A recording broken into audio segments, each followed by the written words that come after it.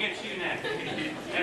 Okay, I'd like to say thank you, Congressman Burton, for coming to Carmel this evening, and thank you for allowing me to ask my question first. But I'd like to talk to you about your position on the sustainable growth rate factor that is what calculates how providers and hospitals are paid for Medicare patients.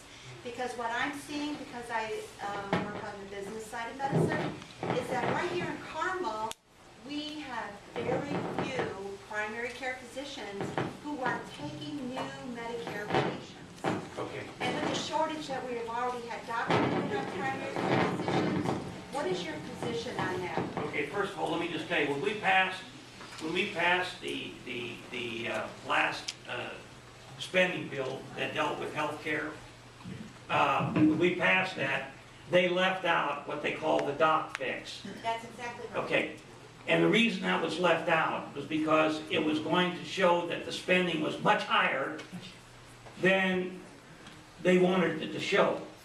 And so the political chicanery was, we passed the bill, and then we came back, and we said, okay, we're going to raise the fees for service to doctors and to the hospitals, which is what we've done again and again and again. Every year for the last 10 years. I know, and we do it sometimes less frequently than that, but more frequently. We do it on 6 months or 3 months or 4 months.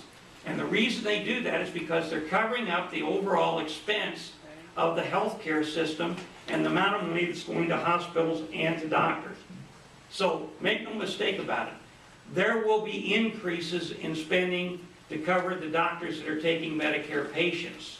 And there'll be more money spent on hospitals because you can't close them down. So that is another factor in Obamacare that people aren't talking about. When you passed Obamacare, they left that out. It's $250 billion over 10 years. You leave that out, that's another $250 billion they didn't even talk about. So yes, my doctor is an internist, and I have a lot of conversations about Medicare.